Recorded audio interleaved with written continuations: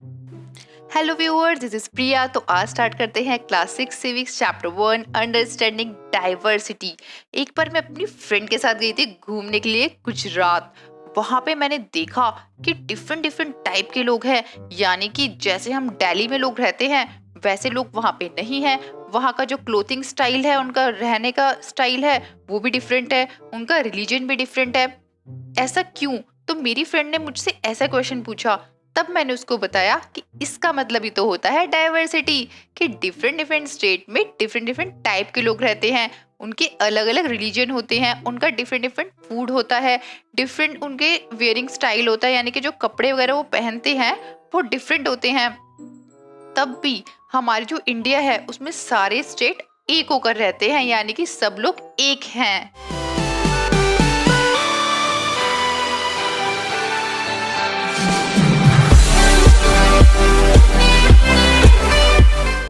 ये बहुत interesting chapter है।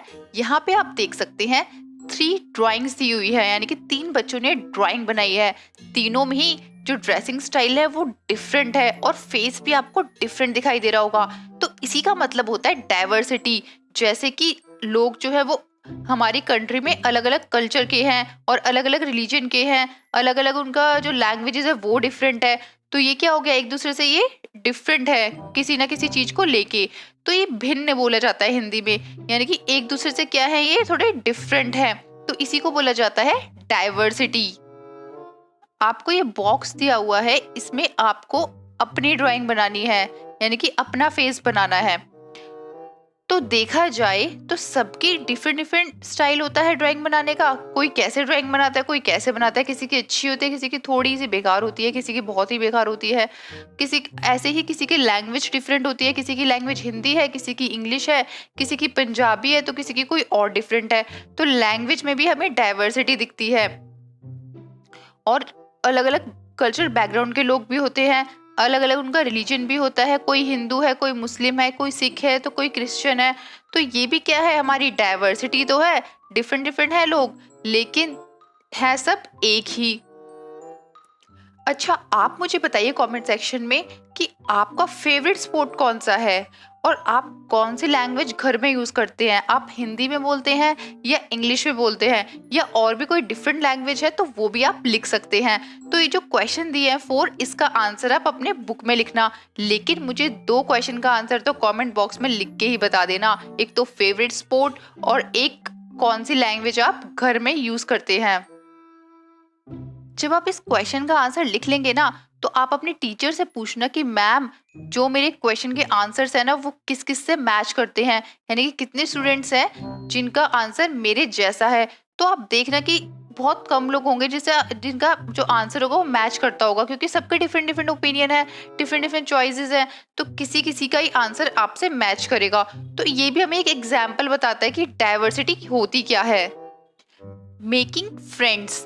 अब आप स्कूल में जाते हैं या घर पे आपके जो आस पड़ोस के फ्रेंड्स होते हैं, जब आप फ्रेंडशिप करते हैं, जब आप फ्रेंड्स बनाते हैं, तो आप ये चीज़ देखते हैं कि उनकी डिफरेंट लैंग्वेज होती है, वो डिफरेंट बैकग्राउंड से बिलोंग करते हैं, और जो उनका रिलीजन होता है वो थोड़ा डिफरेंट होता है। तो क्या इतना ईजी है ऐसे, मतलब जो आपसे बिल्कुल ही डिफरेंट लोग हो उनसे फ्रेंडशिप करना या उनको फ्रेंड बनाना? तो यहाँ पर एक स्टोरी बताई हुई है, उससे हम इसको और अच्छे से समझेंगे। ये एक शॉर्ट स्टोरी है एक बच्चे की। एक बच्चा होता है, वो जनपद यानी कि दिल्ली में एक एरिया है जिसका नाम है जनपद, वहां पे वो न्यूज़पेपर सेल कर रहा होता है, यानी कि बेच रहा होता है कि न्यूज़पेपर ले लो, न्यूज़पेपर ले लो। तो एक साइकिल वाला बच्चा बोलता है आके, मुझे चाहिए न्यूज़पेपर, लेकिन मुझे हिंदी का न्यूज़पेपर चाहिए। तो फिर वो एकदम शॉक्ड होके देखता रहता है उसको। तो कहता है, भैया क्या हुआ, मुझे हिंदी का न्यूज़पेपर चाहिए। तो बोलता है, अच्छा लेकिन भैया आप तो अंग्रेज जैसे लगते हो, क्या आपको हिंदी आती है? तो बोलता है, क्यों नहीं, मुझे हिंदी आती है, मैंने स्कूल में पढ़ा था, मेरा एक सब्जेक्ट था। तो बोलते हैं, सब्जेक्ट क्या होता है? बोलते, तुम्हें सब्जेक्ट नहीं पता? इतने में ही रेड लाइट से ग्रीन लाइट राइट हो जाती है और वो अपनी साइकिल लेके आगे निकल पड़ता है। नेक्स्ट डे वो साइकिल वाला बच्चा उसको दोबारा मिलता है। तब फिर वो कहता है, भैया भैया रुकिए, मुझे ये बताइए कि सब्जेक्ट क्या होता है, कल आपने मुझे बताया नहीं था। तो बोलता है कि तुम क्या स्कूल नहीं गए हो कभी? तो वो कहता है, नहीं मैं तो स्कूल गया ही नहीं, मेरी मम्मी पहले न्यूज़पेपर सेल करती थी, लेकिन अब वो मेरठ में है, तो अब मुझे ही ये सारा काम करना पड़ रहा है।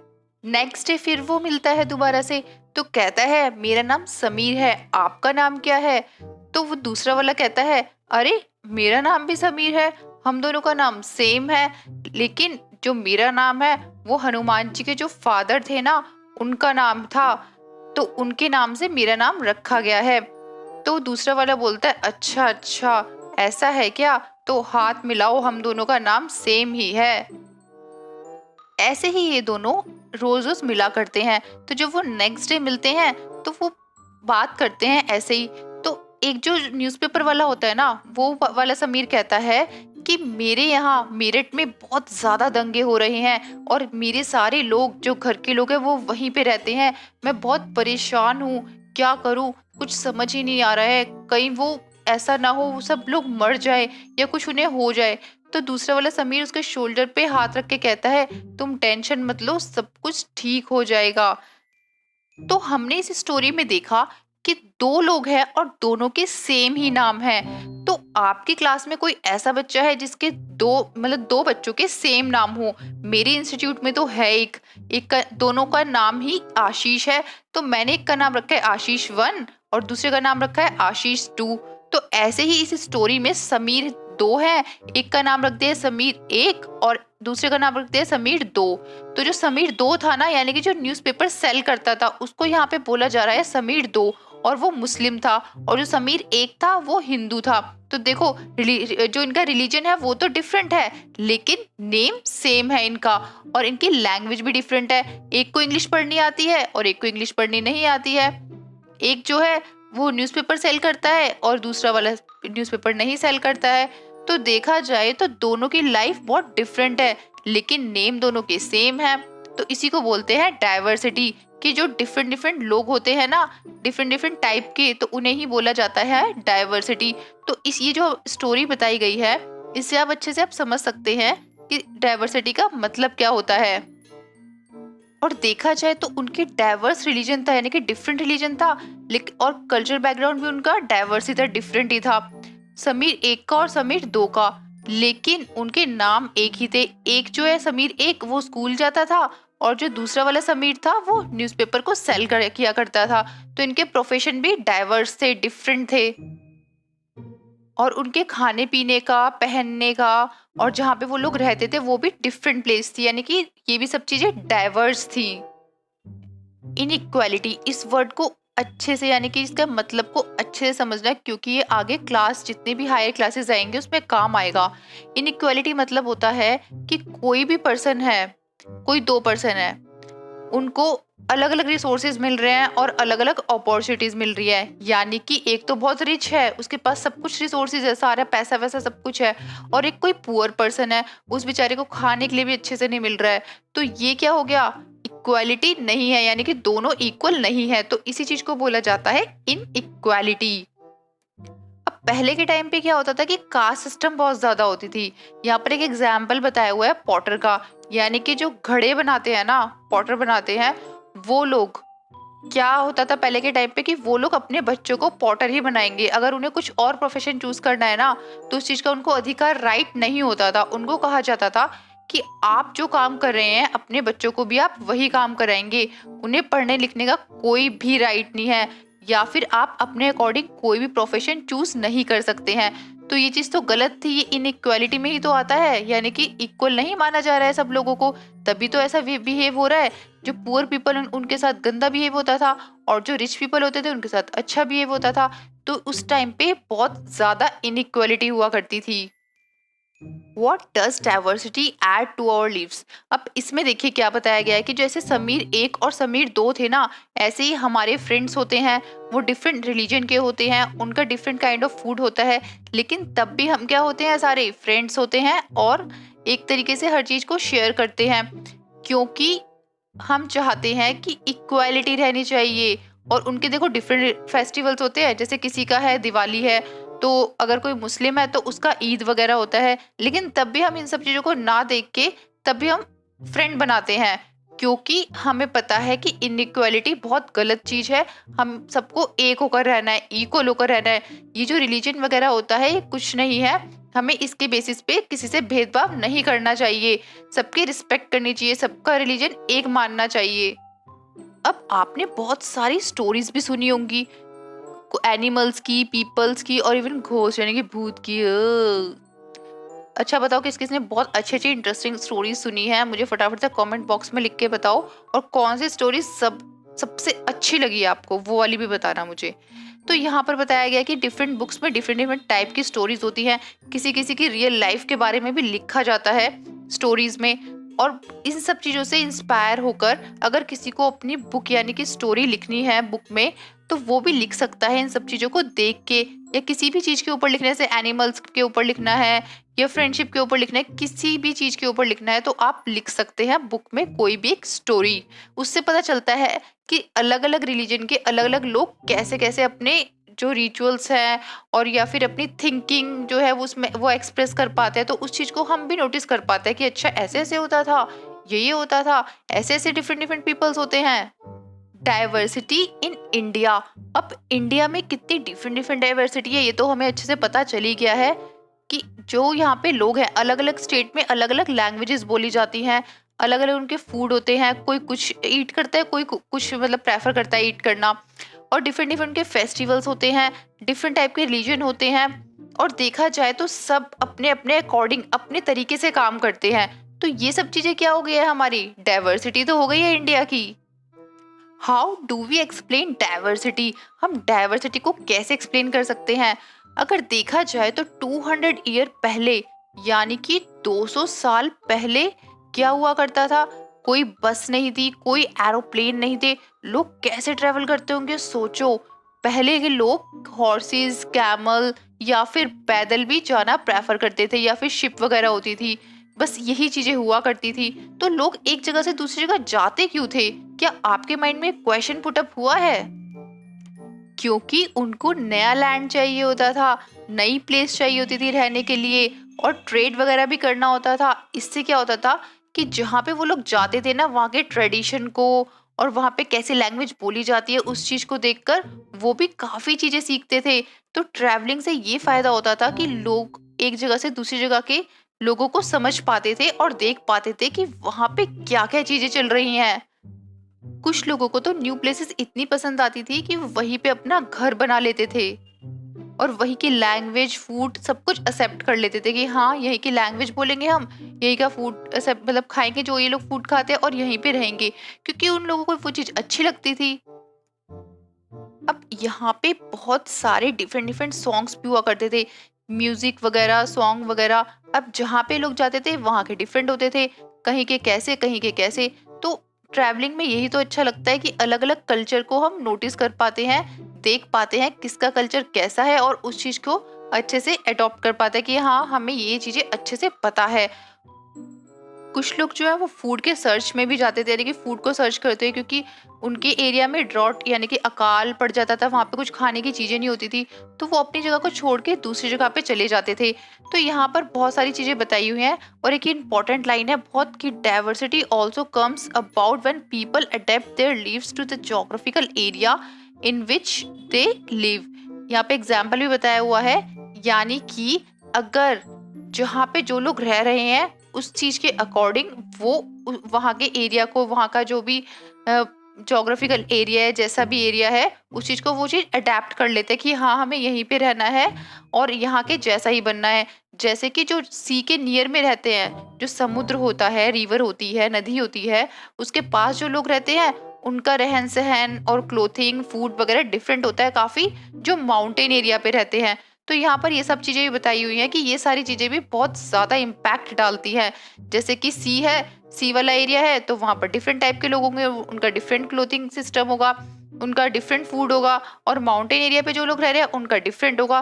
तो ये भी एक डाइवर्सिटी को शो करता है जोग्राफिकल एरिया। अब ऐसा ही नहीं है कि सिर्फ क्लोथिंग और ईटिंग हैबिट ही उनकी डिफरेंट होती है, काम करने का जो काम करते हैं, वर्क करते हैं, वो भी डिफरेंट होते हैं। अब आप देखते हैं कि कोई है, कोई दूसरा काम कर रहा है तो कोई दूसरा काम कर रहा है। ऐसा तो नहीं है कि सब लोग एक ही काम कर रहे हैं। कोई अगर फर्नीचर के फैक्ट्री में काम करता है तो कोई अपना कंपनी में दूसरी सेल फोन की या फिर माइक वगैरह की कंपनी में काम करता है। तो ऐसे डिफरेंट डिफरेंट प्रोफेशंस भी होते हैं, तो ये भी एक डाइवर्सिटी को रिप्रेजेंट करता है। अगर आप सिटीज वाले एरिया में देखेंगे तो वहाँ पे लोग किस टाइप से रहते हैं, वो अपने फिजिकल सराउंडिंग के आसपास के लोगों को देखते हैं और उसी टाइप से वो लोग भी अपना रहने का स्टाइल सब कुछ चेंज कर लेते हैं लोगों को देख के, आसपास के लोगों को देख के। क्योंकि वहाँ पे जो फूड वगैरह आता है ना, वो तो सारा मार्केट से आता है। उनको कोई फार्म वगैरह नहीं होता है जहाँ पे वो ग्रो कर सके। जैसे फार्मर्स होते हैं वो अपना ग्रो कर लेते हैं, ऐसा ये लोग नहीं कर पाते हैं, इनको तो मार्केट से ही परचेज करना पड़ता है। तो सब लोगों का वहाँ पे कुछ कुछ चीजें सिमिलर होती हैं। अभी थोड़ी देर पहले मैंने आपको बताया था कि ज्योग्राफिकल फैक्टर, यानी कि जो लोग सी के नियर बाय रहते हैं वो वैसे रहते हैं, और जो माउंटेन वाले एरिया पे रहते हैं वो उनका थोड़ा डिफरेंट होता है। तो सबका डिफरेंट डिफरेंट होता है, क्लोथिंग का स्टाइल या फिर जो भी खाने का स्टाइल होता है वो, उनके वर्क डिफरेंट डिफरेंट होते हैं।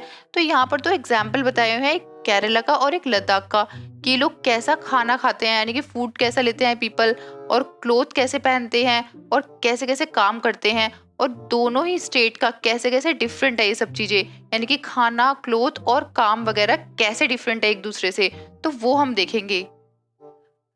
लद्दाख वाला जो रीजन है वो पूरा डेजर्ट वाला रीजन है, यानी कि इसको कोल्ड डेजर्ट बोला जाता है। यहाँ पे बहुत ही ज्यादा ठंड होती है, इतनी ज्यादा ठंड होती है कि यहाँ पे कोई वेजिटेबल ग्रो करना भी बहुत ज्यादा मुश्किल हो जाता है। यहाँ पे लोगों के लिए पीने के लिए भी पानी नहीं होता है। ये वेट करते हैं कि कब ये स्नो, ये जो बर्फ है, पिघले और हम यहाँ से पानी पिए। सोचो इतना ज्यादा मुश्किल होता है इन लोगों के लिए सरवाइव करना। और यहाँ पे लोग सबसे ज्यादा शिप और गोट को रेयर कराते हैं। वहां से हमें मिलता है पश्मीना वूल, जो सबसे अच्छा माना जाता है। तो आपको एक कुछ चीजें लर्न करनी है कि लद्दाख में सबसे अच्छा वूल कौन सा मिलता है, पश्मीना। और सबसे ज्यादा ठंड कौन से एरिया में होती है, लद्दाख में होती है। पश्मीना वूल की शॉल्स भी बनवाई जाती है जो कि बहुत ज्यादा फेमस होती हैं। यहाँ के जो लोग होते हैं ना वो मीट और मिल्क ईट करते हैं, क्योंकि खाने को तो ज्यादा ज्यादा क्रॉप वगैरह होता नहीं है, वेजिटेबल्स इतने ज्यादा मिलते नहीं है, तो ये मीट में ही अपना गुजारा कर लेते हैं। और जो मिल्क होता है या फिर चीज या बटर, वो ज्यादा रेफर करते हैं खाना।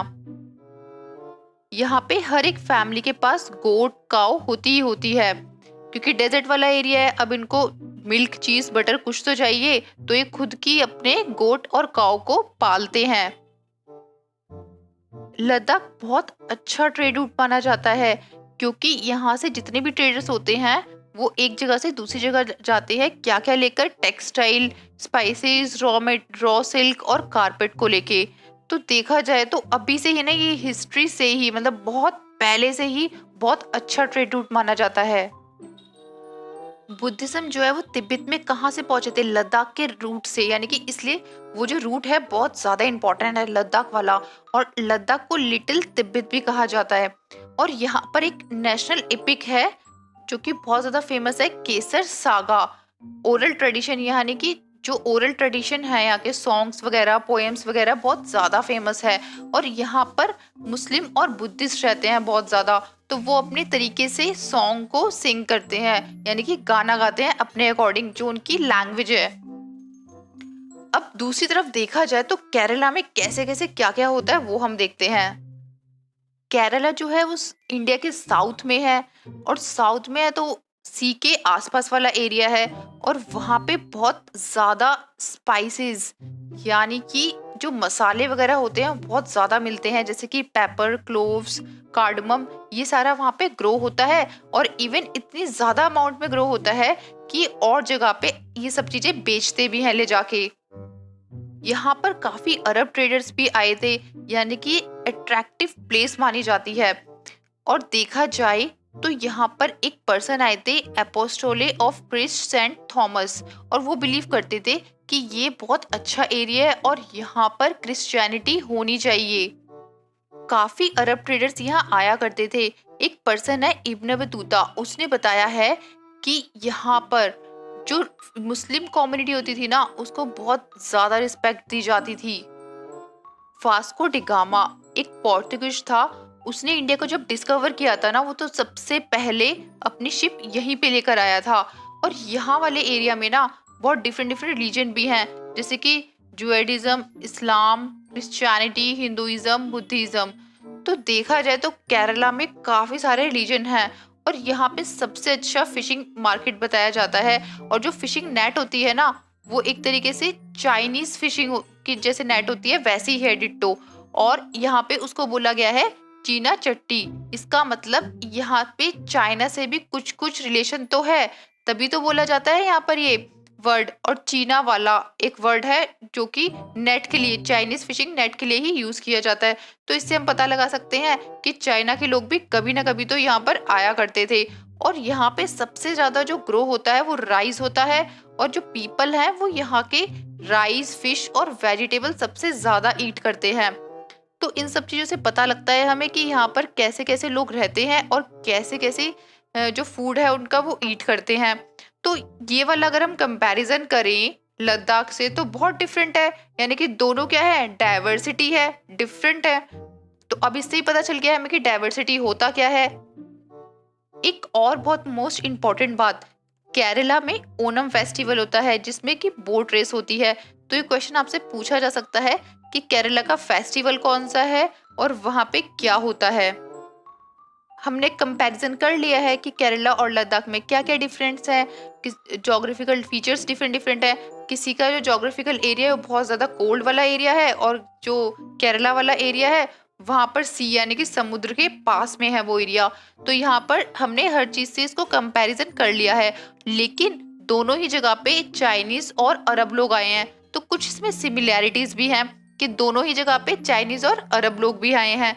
तो ये सब चीजें हमें ध्यान में रखनी है कि डाइवर्सिटी में क्या क्या होता है और क्या क्या। अब हम अच्छे से कंपैरिजन कर सकते हैं। अगर आप किसी भी स्टेट पे जाएं तो उस स्टेट को अपने स्टेट से बहुत अच्छे से कंपैरिजन कर सकते हैं।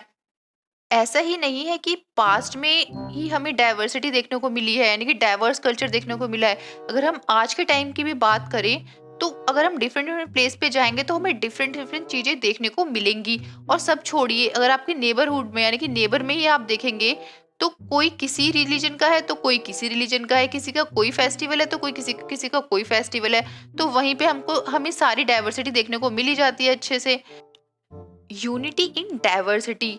अब देखा जाए तो डाइवर्सिटी यानी कि सब लोग डिफरेंट डिफरेंट है तो भी एक होकर रह रहे हैं हमारे इंडिया में, ऐसा क्यों?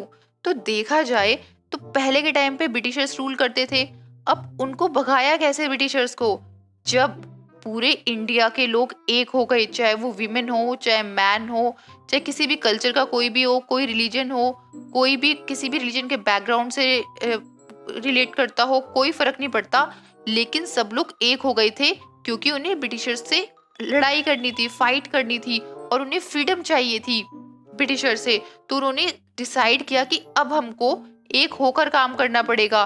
तो देखो कितनी अच्छी बात है कि हमारी कंट्री जो है डाइवर्सिटी होते हुए भी सब लोग एक हैं। तभी तो हम सब मिलके ब्रिटिशर्स को हरा पाए थे, नहीं तो ऐसे तो हरा ही नहीं पाते, क्योंकि लोग भी डिफरेंट डिफरेंट थे, उनके रिलीजन भी डिफरेंट डिफरेंट थे, लैंग्वेज भी डिफरेंट डिफरेंट थी। एक होना तो बहुत ही मुश्किल था। लेकिन हमारी कंट्री में लोगों की जो थिंकिंग है वो बहुत अच्छी है, तभी तो सब लोग एक होकर, एक मिलकर ब्रिटिशर्स को हरा पाए थे। यहाँ पे एक पोयम दी हुई है। ये जलियांवाला बाग का जब इंसिडेंट हुआ था ना, तब ये पोयम लिखी गई थी। अब ये जलियांवाला बाग इंसिडेंट क्या है, इसकी स्टोरी मैं आपको बताती हूँ बहुत अच्छे से। अमृतसर में एक जगह है जलियांवाला बाग, वहां पे बहुत सारे लोग इकट्ठे हुए थे और ब्रिटिशर्स ने उन पे गोली चला दी थी। बेचारे मासूम लोग मारे गए थे। बहुत सारी विमेन, मैन और हिंदू, सिख और मुस्लिम, रिच और पुअर सभी तरीके के लोग थे, और वो प्रोटेस्ट कर रहे थे ब्रिटिशर्स के अगेंस्ट। इस वजह से वो मारे गए। उन्हीं की याद में ये जो ऊपर पोयम लिखी गई है ना, जो सॉन्ग है वो लिखा गया है। जब हमारा देश आजाद हुआ था तब बहुत सारे सॉन्ग और सिंबल भी बनाए गए थे। क्या आपको इंडियन फ्लैग की स्टोरी पता है? ब्रिटिशर्स के अगेंस्ट हमने एक सिंबल लिया था जिसको हमने फ्लैग के रूप में रखा था, और हम लोगों ने प्रोटेस्ट करा था ब्रिटिशर्स के अगेंस्ट हर जगह पे। तो इससे ये पता चल रहा था कि हमारा जो इंडिया है उसका एक फ्लैग है, और ये रिप्रेजेंट कर रहा है कि हम ब्रिटिशर्स के अगेंस्ट हैं।